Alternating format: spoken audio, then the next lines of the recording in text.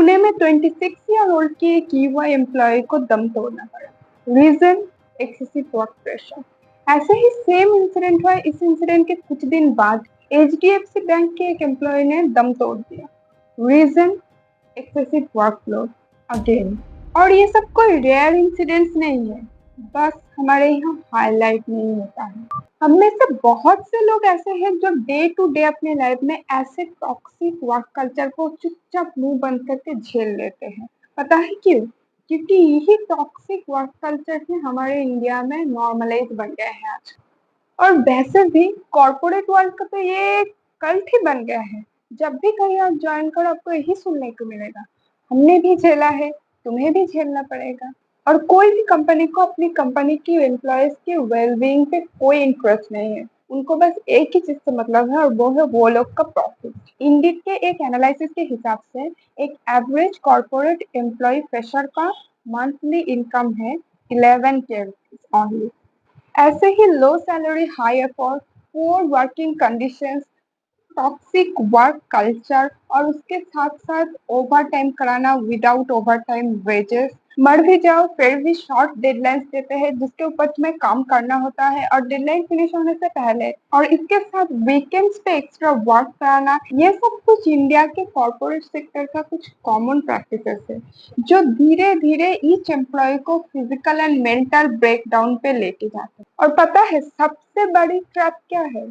आप जब भी कोई कॉर्पोरेट सेक्टर में ज्वाइन करते हो तो सबसे पहले आपको एक बॉन्ड साइन करना होता है और आपका बैकग्राउंड चेक होता है अच्छे से। और ये दो चीजें मिलकर ही ऐसे ट्रैप क्रिएट करते हैं कि कोई भी उस बॉन्ड टाइम से पहले जॉब छोड़ के उस बॉन्ड को तोड़ के जा नहीं सकता।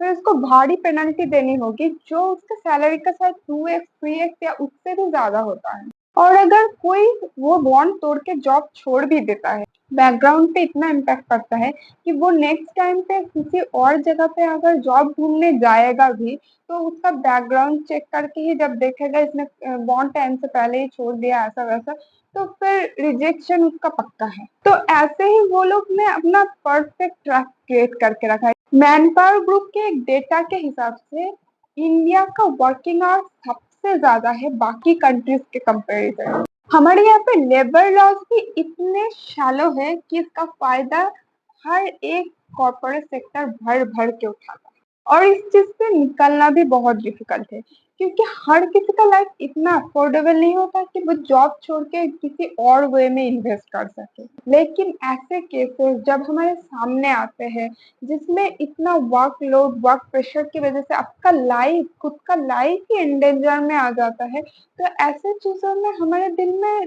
सच में बहुत गहरा सोच डाल देता है। इस कॉर्पोरेट वर्क कल्चर से पूरी तरह से छुटकारा मिलना तो बहुत डिफिकल्ट है, बट ये कुछ छोटे छोटे स्टेप्स है जिनसे आपको शायद थोड़ी बहुत हेल्प मिल सकती है।